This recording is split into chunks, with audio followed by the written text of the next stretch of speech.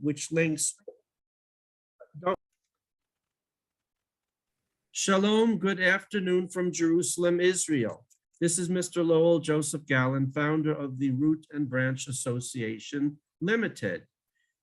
Today is Monday, June 13th, 2022 in the Gregorian calendar, and it is the 14th day of Sivan, the third Hebrew Israelite month in the Hebrew Israelite calendar, year 5782, our Shemitah sabbatical year. Welcome to episode 5 of our new monthly Ancient Roots Mothering Seminar.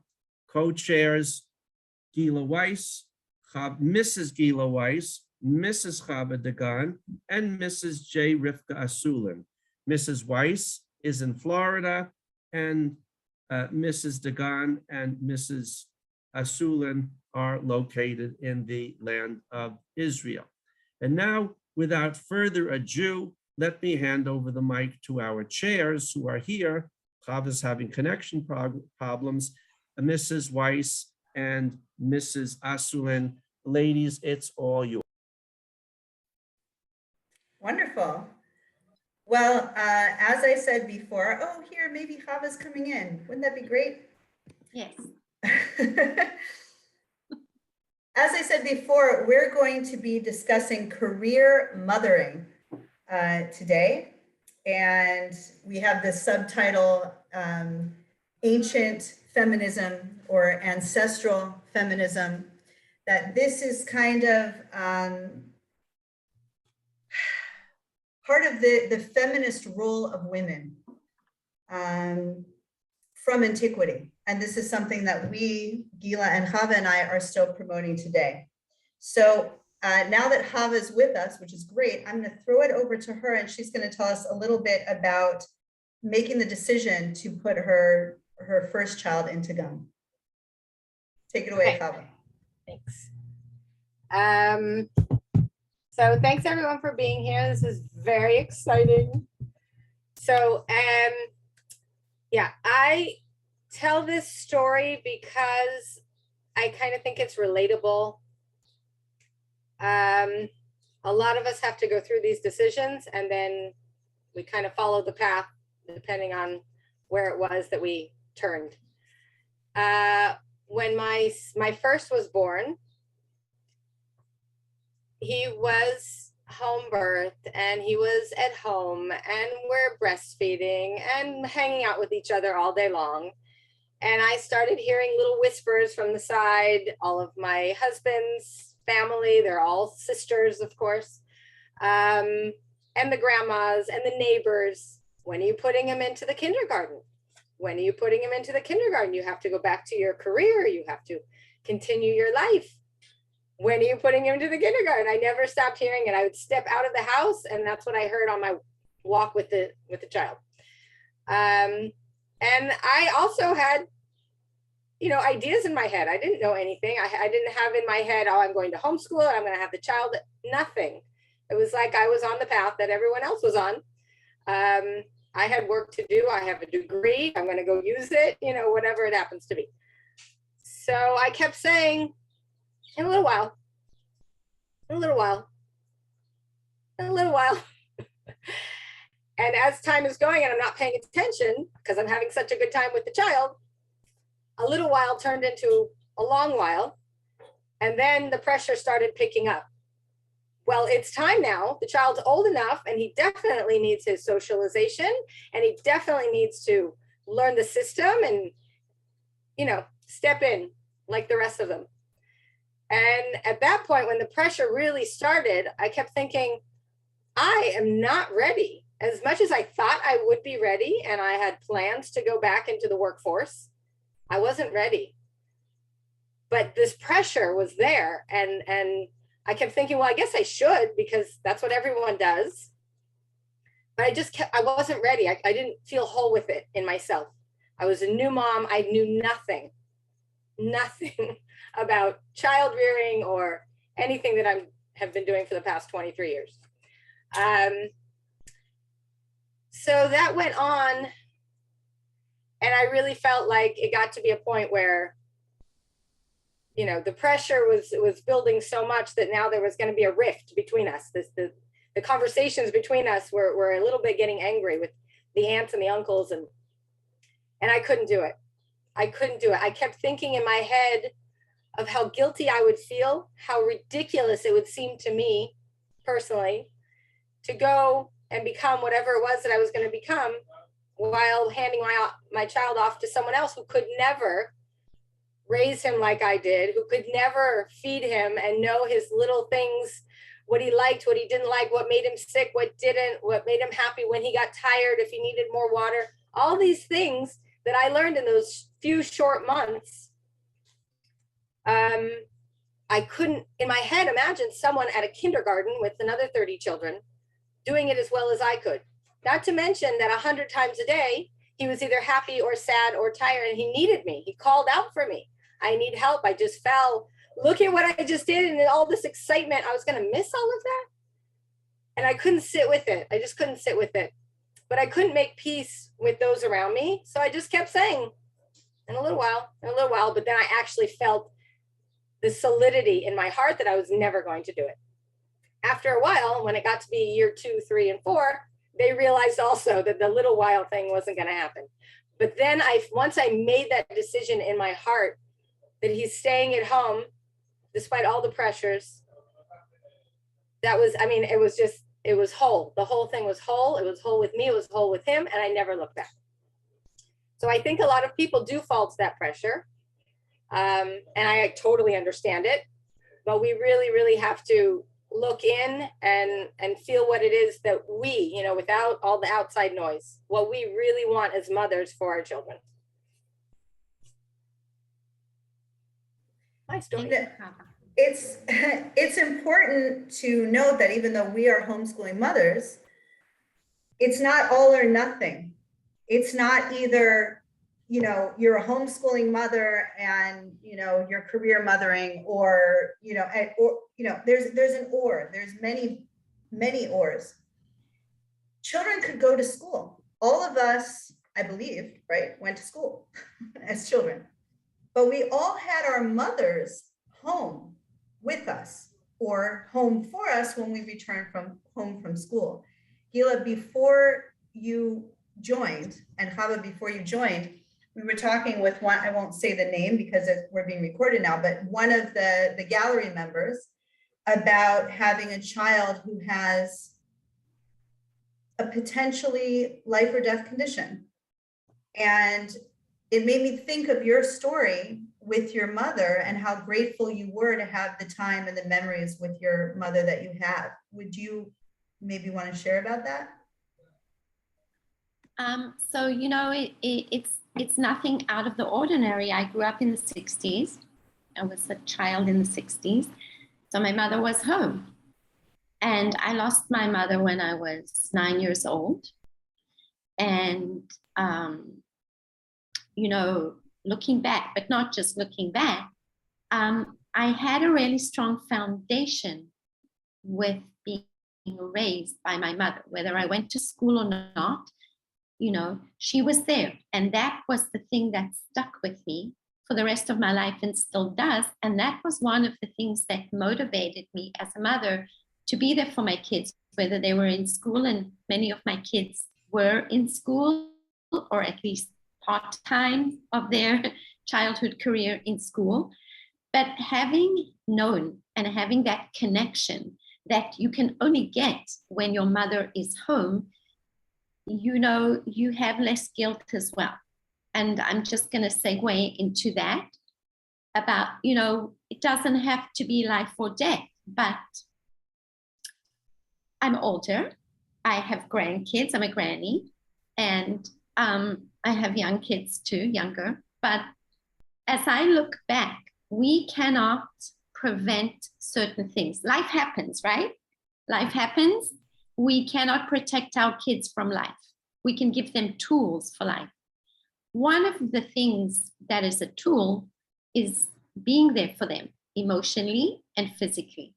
So today, when I look back and I see some of the struggles that some of my kids have had, some of the struggles that they have today, things that have happened to them, I have no regrets that I dedicated the early years to being there with them and for them.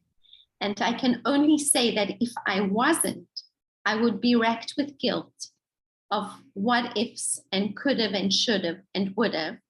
And also, when I look at my kids, my amazing adult kids, I like to believe that part of how they deal with certain challenges in life is due to the fact that they had such a strong emotional close bond with me as children and such a safe place. You know, I could go on, but I'm going to hand it back over to Rivkah. Well, when does this begin? I mean, it seems so natural that a mother has her baby and Hashem has set it all up. She's breastfeeding her baby. She carries the baby under her heart for 9 or 10 months or more. We've been talking with pregnant women who are, you know, post 42 weekers lately. At what point does this idea that a woman needs to separate from her baby occur? And one of the things we talked about that Chava brought up was asking little girls, what do you want to be when you grow up? I don't know, Chava, if you wanted to discuss that a little bit about how that can kind of change the image for a girl about what she thinks about in the future. Well, it's definitely something I remember, and I certainly hear it all the time. A little girl gets with, you know, family members, whatever, when they haven't seen each other for a while, and almost the first question is, how's school, how's this, how's that, what do you want to be when you grow up? And you have to have a kind of, I mean, as a child, we kind of have big ideas that people have expectations on us. And so we have lofty ideas that come up, right? But it's all career oriented. Never is it expected of a woman, a child, to have that come out of her idea list first. I want to be a mom. I want to be a homemaker. I want to learn all the skills. I want to teach them to my kids. I want them to grow up with all the things I didn't have. I mean, right? I want to be a nurse. I want to be a school teacher, taking care of other people's children, which is always something. So little girls always have this in the back of their heads that they, while they're going through life, how can they take their skill set and use it when they get older? I mean, so many, whether it's, you know, all the options. But it hardly ever comes back to just the natural, I can't wait to be a mom. Beautifully said, Chava. Beautifully said. And I agree with that. And I think that we are doing a disservice to our daughters, our nieces, our grandkids, our neighbors, our sisters. You don't have to be a mother. You know, you can be a father, or you can be an aunt, or you can be a sister, you can be a friend. We need to empower the next generation and our generation as well. And one of the things that we can do is we can try and connect to our ancient mothers and our ancient feminism, our ancient heroes and role models. We can look to our own traditions. And one of the things that I love, every Friday night, we sing Eshet Chayil, Woman of Valor. It's not Mother of Valor, it's not Father of Valor, it's Woman of Valor. And if you actually read it or focus on the words, it's mind-boggling how one woman can be all these things and often also be raising a family. And yet she's home, but yet she goes to the market, and yet she raises her kids, and yet she this, and everything is, and yet she does. And I think that that puts into perspective all the skills that our ancient mothers and ancient heroes, ancient feminists were raised with, empowered to know that they had a set of skills that they would hone in the home. raising their families, being part of an enlarged family. If you don't have kids, you're going to be an aunt, likely. You're going to be close to children. You're going to be close with family or friends. You're going to be part of a community. And there is so much that being home with your kids or being present with your nieces or nephews gives us a whole set of skills that we wouldn't otherwise have, and enriches our lives beyond anything that we can get from the outside. Many women, and I work with a lot of women over the years, feel that having a career is a status, is progressive, is progression. I'm not like my grandmother or my great-great-grandmother who foraged and cooked from scratch and treated people's illness with herbs that she made, or, you know, did all these amazing things, made clothes from scratch that our generations could not do it if our life depended upon it. And yet today, many women are taking classes. It's very trendy to go learn how to do macrame or how to ferment and make your own kombucha. Or these are skills that belonged to all of us. They are our heritage. And just being able to say that it's not a status, it's not progression, is huge. It's something that we all get backlash for. Right, Rivkah, Chava? I was thinking about a woman who came to me. She was sent to me. You know, Chava and Gilla and I get sent a lot of people because of our unique ways of living. And this was a first-time mother, and her baby was a year old, and he had been at home for the full year. And she was a nurse, and everyone told her that if she doesn't get back to her career, she's going to have nothing. People are going to look at her resume and see this gaping hole where life experience should be. And yeah, she was going to miss out. Everything she had worked for would be gone. And she had so recently completed that nursing degree during the pregnancy, you know, that she was very concerned. She came to me, and I remember her, offering a cup of tea and her tearfully drying her eyes as she cried. And she just said, "But he's a baby. He needs me." And I'm saying, yes, yes, he does. You're right. He needs me. And she says, he needs his mother. Yes, he needs his mother. And she goes, "But I've got to go back to work." I'm like, "Why?" She's like, "Because my husband expects I'll have an income, because all my friends are back to their jobs, because everyone says it's best for the child to be institutionalized." She didn't use the word institutionalized. She said gone, but it's being institutionalized. And she said all those things. And she said, "I just want to do what's best for him." And, and she's going, "But he needs his mom." And I'm like, well, what if that was what is best for him? Is that he needs his mom? And she really struggled with it. And in the end, she put the child into Dagan. And the reality was, when she was thinking of keeping her one-year-old baby at home, all the support she had in the world was me. But when she made the decision to put the child into Dagan, into daycare, okay, the support system was immense. All of her friends came and gathered around her, "He'll be fine, it's okay," reassuring her, he'll love it. But she started to get all that positive feedback.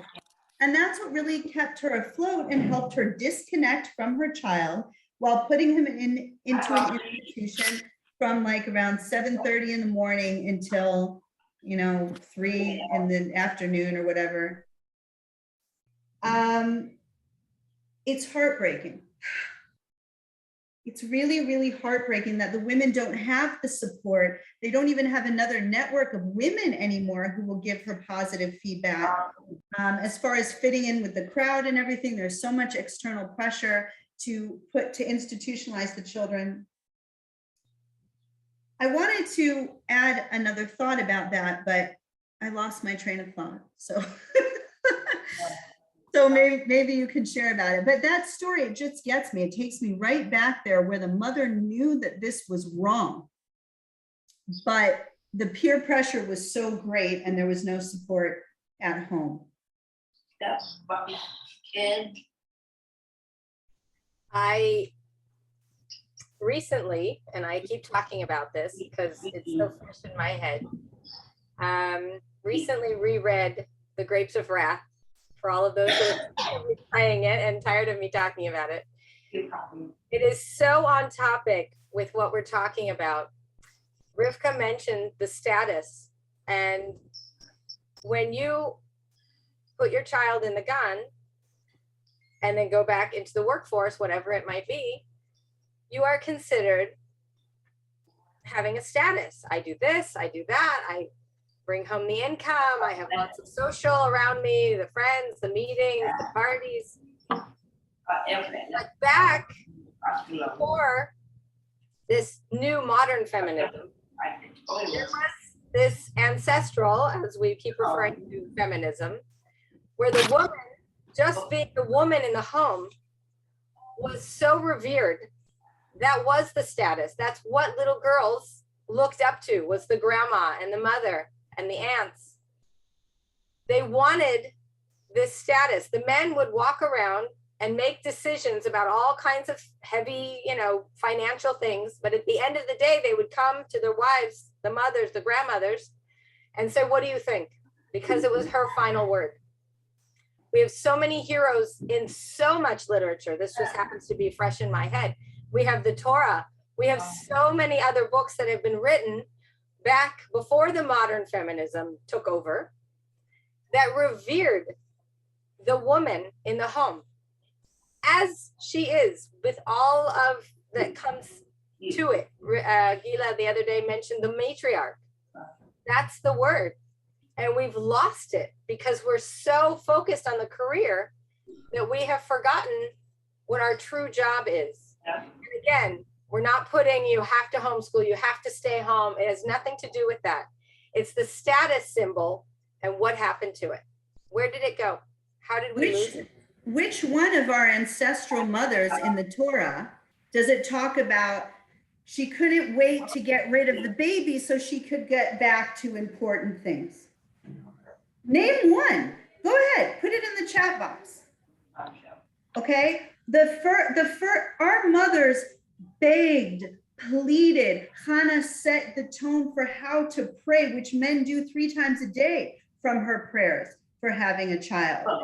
Sarah experienced infertility. Rivkah experienced infertility. Rachel experienced infertility. And it says in the Midrash that Leah would have also experienced infertility, but her marriage was in such jeopardy that Hashem allowed her to conceive right away so that her husband wouldn't separate from her, wouldn't divorce her. This is part of the yearning for a child, the praying, the understanding, the importance. There's the midrashic story about the insurance for why Hashem would give our people the Torah. And there were all these reasons about, because we'll do the mitzvot and, maybe Jews won't do the mitzvot. Maybe Jews will go off the derech. And the answer was the insurance is our children. We're going to raise our children in Torah and mitzvot. We're going to teach our children what we know. We're going to teach our children what we learned. And we are now and that was something where Hashem and all the angels could agree. But now we are in a crisis situation where we are no longer teaching the children, not only about Judaism, but about anything we know. We are outsourcing all child rearing, all education, potty training in Israel is done by an institution. You can't even have a conversation if you're a mother to ask other mothers, how did you potty train? Because they'll go, that's the Gan's job. That's the Gan is a preschool or kindergarten. That's the Gan's job. That's their responsibility. Okay. Our mothers, if anything, it was the opposite. Ha'efech. When a woman had the baby that she longed for, she separated from life, separated from everything else. Hannah didn't go to the Beit Knesset. She stayed home, or to the Beit Hamikdash. She stayed home with her baby. She said nothing's more important. For these first 3 years, we see the term 3 years being used over and over again, right? Yitzhak's weaning party was at 3 years, according to many. Okay? So there's different opinions. Different, yeah. But the idea is that the woman stayed cocooned with the baby to understand the baby. Do we understand that it's one of the 613 mitzvot to educate a child according to his way? Do we get that? I mean, just like lighting the Nerot Shabbat, just like keeping kashrut, just like keeping Shabbat, you need to educate your child according to his own way. How do you know what that way is if you put your children in an institution at the tender age of 6 weeks, 6 months, 1 year, 3 years? And then I'm on a soapbox right now.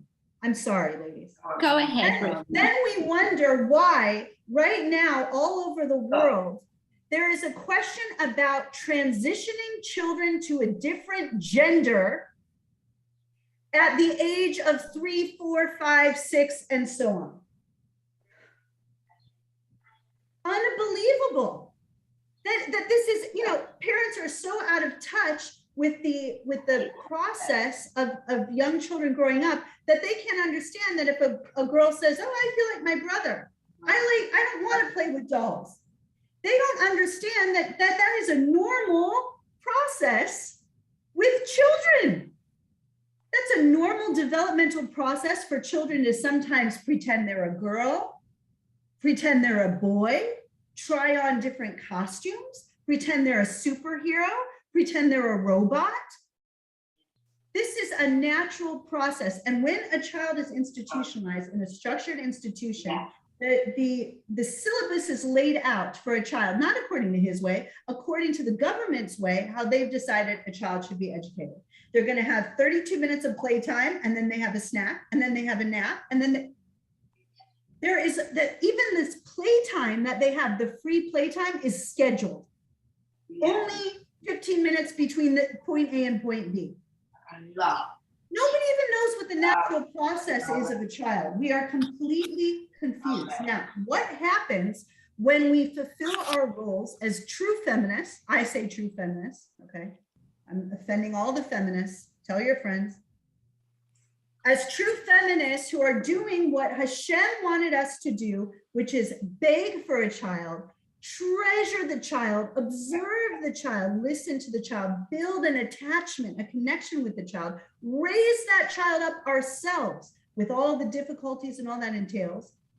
So that, and here's the kicker, the mitzvah to educate a child according to his way is on the father. And that should tell you about what a Jewish marriage should be. You want to know why we have the divorce rate we have? You want to know what's going on? If the mother was doing her job and she understood the child, then when the father says, what direction should we move this child into? Should we get him an apprenticeship? Should he go to this school or that school? What should we do? He should be consulting with the mother who's been taking all that time and is now starting to transfer as part of the natural process of the growth of the child, share, so moving out of the realm of the mother into the mother and father. In the beginning, baby only needs breasts, mom, really. And now the father is pulled into the family unit in that intimate way. And now it's working, it's functioning. I mean, you ladies can also add comments to it. I went on my soapbox. I'm very sorry, but the next point I think that this would bring us to is, what are the benefits for the mother? What are the skills we get besides learning our children and being able to communicate, to be the go-between and bridging, you know, the child to the father? I think about the cats again. I've got these cats with kittens in the yard, and the mother of the cats is so protective of the cats. The fathers of the cats are here. She won't let them go anywhere near those kittens right now. They're just too little. But at some point, and she'll know when that point is, she's going to take the kittens out of the nest and bring them into life where the males are and where everyone else is. She knows when that time is. And in Judaism, again, the age of 3, I won't go into it, but there's some other ideas about that. The question is for all of us, what are some of the benefits for the mother? Why would a mother want to give it all up just to be home with kids? So, you know, Rivkah, I'm actually going to just touch on Hannah again, because I think that's part of the answer. Here was Hannah, who of her own right was called one of the women prophets. You know that. We know of 7 who were given nevuah, and Hannah was one of them. So she was very high up there spiritually.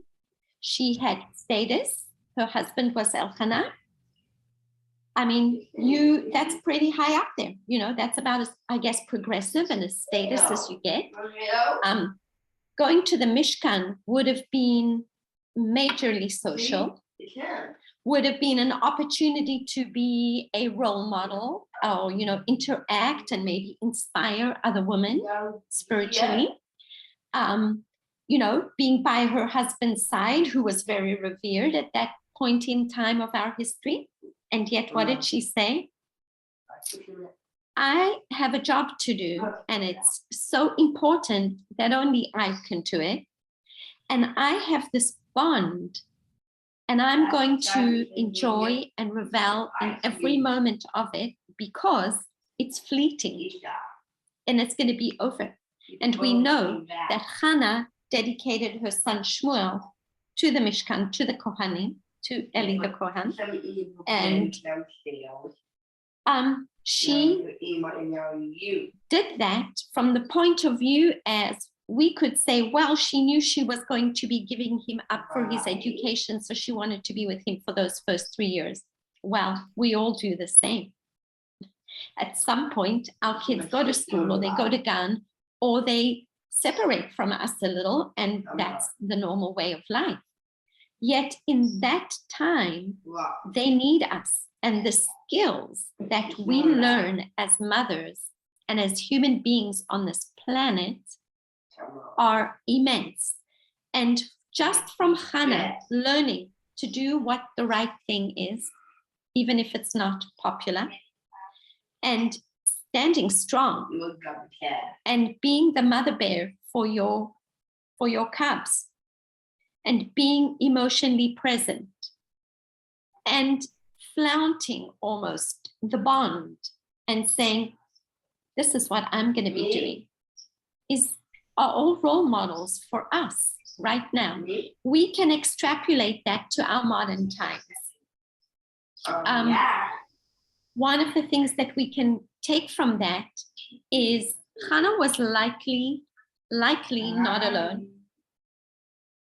Today we're alone. Like you told about the story, Rivkah. Most of us are going to be alone. We do no longer live in our extended family units. Even if we are part of a community, we are still alone. And the community has certain standards. You have to look a certain way, you have to dress a certain way, you have to, you know. And when we say, you know, those might not be in line with Torah or with our Torah heroes or our Torah mothers, and we dare to actually try to connect to them, we're going to be a little different, and we might be a little bit alone. And it's not easy. It's not easy when everyone is part of something and we seem to be, we're alone with the baby. We'd also like to stimulate our minds. We'd also like to be social. It's natural. So what we're missing and what we need to do is to recreate the community of women who support each other, whether you're home full-time, part-time, or all the time. The community of women, we should be empowering ourselves. If you know somebody who's home alone with a baby, help her not to be alone and not to feel alone. In our times, we have groups, we have online groups, chats, Facebook, whatever it is, Insta, whatever all the different names. But there are groups that we can find some social, we can find some support. hey, there's somebody in Switzerland or Sweden or someone who speaks Swahili, and they're doing exactly what I'm doing right now. I'm not alone. That's huge. And having camaraderie is empowering. And as we are empowered, we're able to give back to the community of women and help create community of women who can be empowered to truly follow in the ancient feminist paths of our ancient mothers. Chava, I lost it. That was beautiful. So a couple other sides of the coin would be, well, it's so hard. It's hard to stay home and do laundry and dishes all day. Who can handle that? Why would anyone want that? I want the social, beauty of going outside, getting dressed, putting makeup on, visiting my friends, visiting the concerts, whatever it happens to be, going out. Why would anyone want to be stuck home all day, washing and scrubbing and cleaning? And it doesn't sound very romantic. So my answer, if anyone's going to ask me, is I get that. I do. All of those things of stepping out of the house, which of course I'm never saying don't step out of the house. But if you think about your life revolving around this social arena, there's times, deadlines, things, everything. And the children themselves have all of these many activities and et cetera, et cetera. The time is always pressure, always. You wake up in the morning, you got to get the kids ready. Everyone has to get out of to catch the bus, and then says, hey, and then I have to get ready, and I have to do, and it's always this. But when I think about our grandmothers, I guess I can go as far back as grandmothers or even before, where they didn't have all of that. There was no stress. There was always a smile. There was always time to listen to the stories. There wasn't being alone because we mentioned this before. There was wash days. There were times when the women got together and did their chores together. There was time to sit and shell peas and talk to whoever happens to be running through the front door, telling stories, listening to whatever's happening. It was so without pressure. It was so without stress that the mother or the woman who happened to be doing these things, for the most part, right? I mean, obviously it's work, but it's a meditative work. She's out there scrubbing the clothes with a very rhythmic, the water, the sun. She's sitting outside in the sun. There's other women around. They're all chatting like little hens, sharing their stories, strengthening, supporting each other. So when I think of the work that was involved in that kind of life, which I am always trying my hardest to emulate, I don't see it as all this crazy, stressful modern times that the women are trying to fit in. I don't see it as benefiting us in any way. And then at the end of the day, you are so exhausted, and so are the children, that there's really not all that much interaction. You're tired, women. She's tired, she's stressed out, she's already got enough on her mind. She just wants to get dinner or maybe order in, I don't know. And the children also have had a very stressful day. And I'm not saying don't go to school and don't work. And I'm not saying all this, but I'm saying in a general sense, that type of work, it's not like what we're putting onto it, the tag of, oh, it's so boring or monotonous. It wasn't, from my understanding and from my pull towards it, because women had a very different life back then that we've forgotten. Chava, I think you really hit the nail on the head, because you just demonstrate the de-evolution, the devolving quality. When we set up our lives to get up, rush, to everyone who's got a kid in school, raise your hands if you can relate to this. you start the day and someone wakes up late and there's the one kid who doesn't get up and he fell back asleep and the fighting and the brush your teeth and the da-da-da-da-da and then forgot the lunch and then having to drive to the school, you know.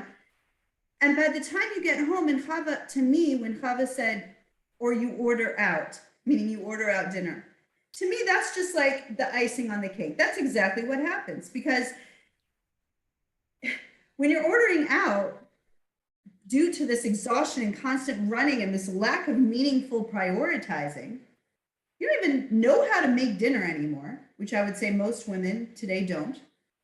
You don't know how to make, I consider making dinner being a calculation of how to nutritionally sustain your children for growth, for health issues that they might be having, okay? And how to, with raw ingredients, put together a slow cooked meal for your children.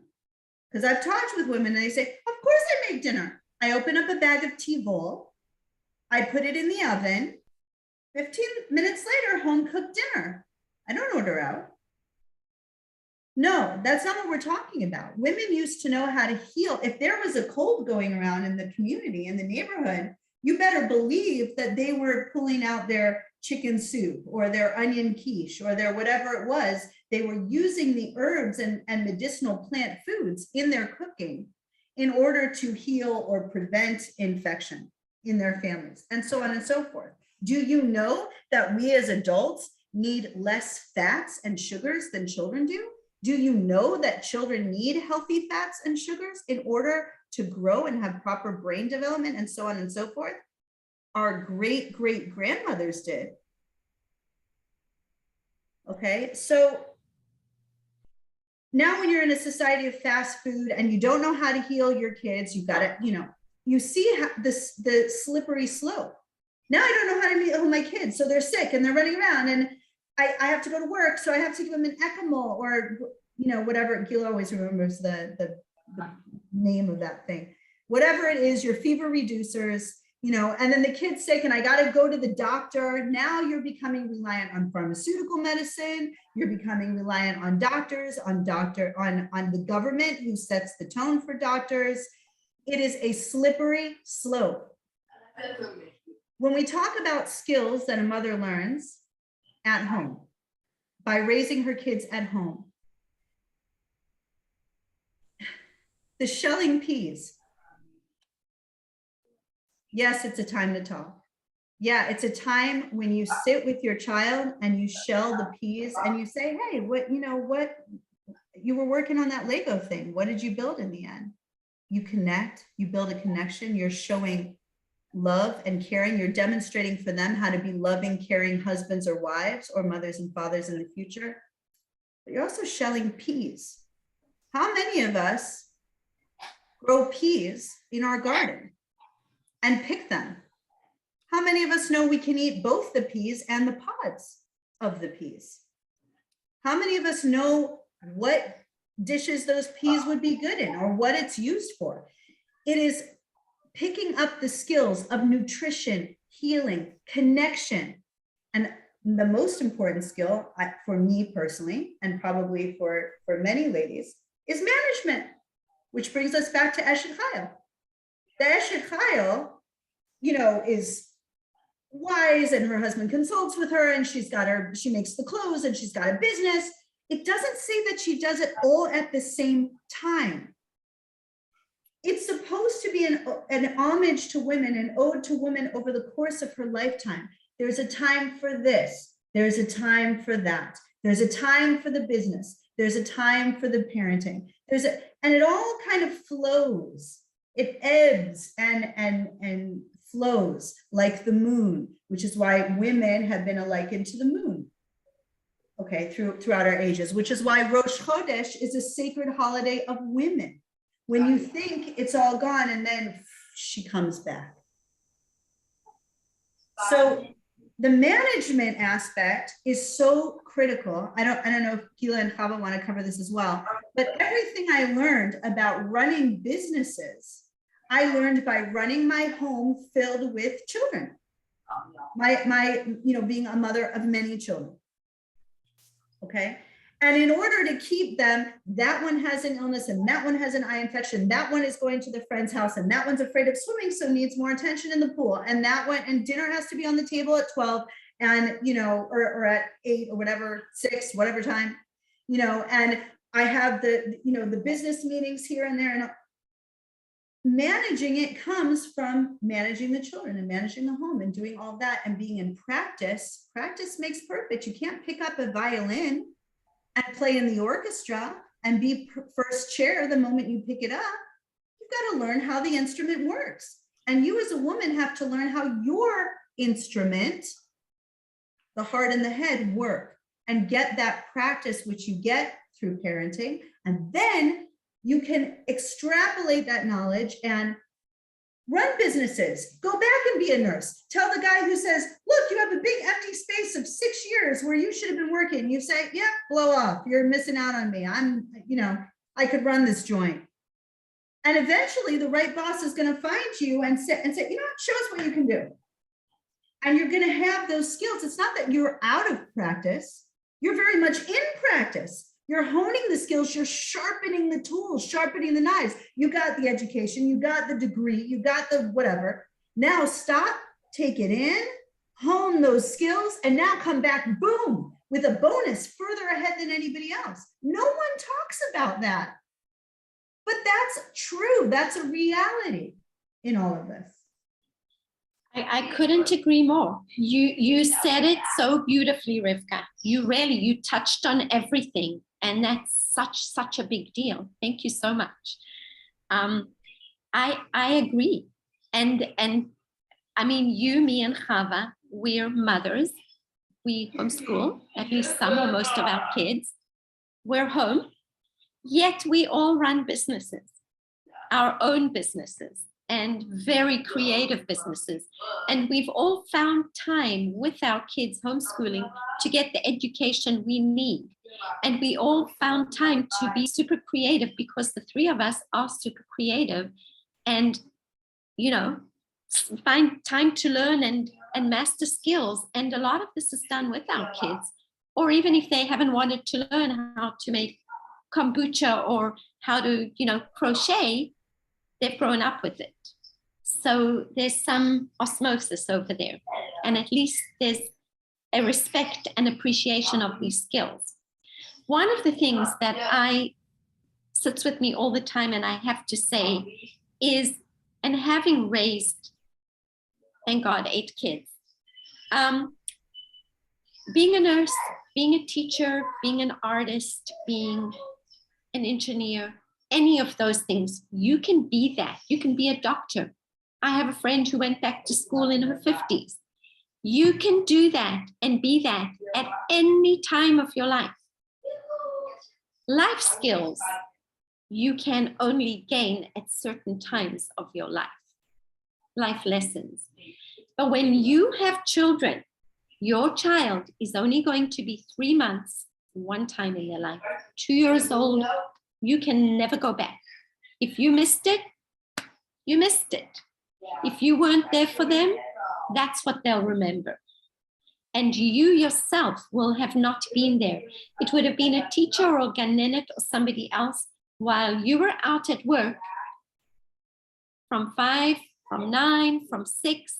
You were doing, maybe you need to bring income in. And at the same time that you're bringing income in, you also need more money for transportation, for clothes, to pay someone to watch your baby, for everything else around that. Sometimes if you sit back and you actually do the calculations, you might not be making that much, if at all, and you might be able to bring in that little bit of income that is the difference while you're at home or part-time. And in today's day, we do not need to, we could if we want to, but we do not need to go back. We can take the lessons and the skills of our grandparents and ancient mothers and bring it into the modern times and use it on Zoom like we're doing, or have your own website, advertise on Instagram. there's so much that we can take, and we can do that while our baby's nursing, or we can make kombucha and sourdough with the baby on our back, and toddlers with measuring cups. They can be listening to music that helps their brain. They can dance. We can all get so creative. Some of my best lessons have been learned from and through my kids. And every day, all I say is, I'm so grateful for that opportunity. It's not black and white, but I also have a memory of having to work out of the home for a time with little kids. And even my kids remember that I used to walk in and I used to drop everything, find the first chair or sofa and sit there like this and just not be able to move, be physically drained and emotionally drained. And if your kids have been in school all day, your kids have been holding it together all day to listen and focus and go with the structure and do everything structured and holding it together. And when they get home and they see mom, who is their safe person, they often just let it all go. They're going to scream and cry and demand and lose it because you're their safe space. And you've just walked in, and who are you going to lose it with? Because you have no energy.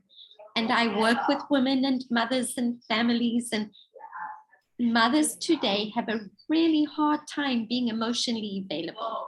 Personally, if I had to work full time out of the home with little kids, I would not have been emotionally available for my kids. As it is, when you're raising a big family, you're always going to have one or two who say, you don't have time for me, or you didn't give me this. But at least if you're there physically, the fallacy of quality time. Who came up with that? I don't remember. But we all worked very hard with quality time, even now sometimes. But the truth is, you need quantity. And in order to get to quality, you need quantity, you need time. We're not robots. I need time for myself, space. We're all creative beings, but we need that time. If I don't get the time my kids know in the morning, I need a little time. I'm not a morning person. I can be there for them at 3 in the morning, 4 in the morning, 12 at night, no problem. But come to me at 7 in the morning and I cannot function. My kids know. So in the morning when I wake up, I need a little time. I like to drink a cup of coffee. I like to savor whatever it is. And I like to just let my thoughts go, look out the window, whatever it is. And then I'm with you. I got it. But if we don't have that quantity, we don't get quality. And children today need that. If they're in school, they need you to be there for them. They need to be able to just lose it. When my kids were in school, I used to pick them up. I always had food in the car. One of my daughters, who's a mother now, was asked, how come you always have a bag full of snacks and food? She's the go-to. Wherever she goes, she's the go-to. And she said, when we were growing up, we always had food in the car. No matter where we went, we had everything. We were never hungry and never thirsty. And that's the truth. But I would often stop and do a little nature walk with my kids before we got home. It helped me connect with them after a whole day. And it helped them just, let it go, have downtime. But if we don't have time, we don't have quality. So we have to carve it. We have to make it. I think we're going to open it up to Q&A soon. But before we do that, I just want to say, Gilla asked what happens to the mother who comes in, and she said, who is she going to lose it with? Who is she going to lose it with? And the answer is her children and her husband. Again, look at the dysfunction, look at the slippery slope, look how it devolves. Ever heard of a yelling mom? Pretty common. The screaming, hysterical. Well, when the mother's exhausted and she gets home from work and she's about ready to blow, and then all the kids are about ready to blow, that's setting up a recipe for disaster. And now your very few interactions a day, your very few hours, even minutes a day, have devolved into this high stress, fighting, screaming. Rah! And when Gilla talked about she's mentioned it now twice about the osmosis, about the kids kind of picking up things. She talked about, you know, even if they didn't learn how to crochet, it was still in the house. They picked it up through osmosis. And she talked again about the children and the music in the background and the measuring cups. Yeah, it's osmosis. But that's educating our children. That's what education is. That's what education is supposed to be. Our values are supposed to be so second nature to our children, so intrinsic, they don't even realize they learned it. What do you remember more, audience? Your 7th grade history class or making cookies with your mom? If I gave you a textbook from the 7th grade history class and your mom's cookie recipe, I bet you could tell me what bowl she used, or if she put the butter in before the sugar, if you have those memories with your mom. And if you don't, you probably don't remember the history class either. There's just nothing there. There's no memories. You got nothing.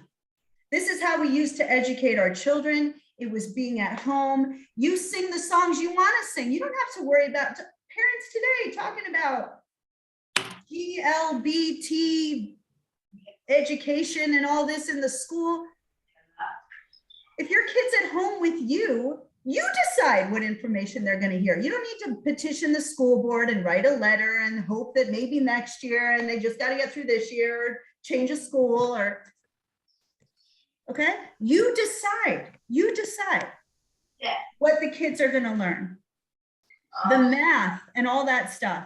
Those measuring cups, when you've got to double the recipe, those kids are learning math. They just don't know it. When you're playing the card games together at the table, you know, when you teach them a magic trick with cards, not only are they learning people skills or how to make friends or social skills, but they're also learning math. You know, you got to count a certain amount of cards, and the 5th card is always the card you hold up. This is what we were supposed to do. We were supposed to pass our ancestral values to our children, and the chain has been broken. And like Gilla said, it's never too late, which is always a great note to end on. I know Chava probably also has some things to say, but I know we're running late and we started late. Let's perhaps stop the recording. We always do the Q&A without the recording, so people can feel free to share their personal stories and know that it's not going to be on a public forum, and you can, you know, write in the chat, unmute yourself. We'll take a look in the chat here. I'm going to stop the recording right now.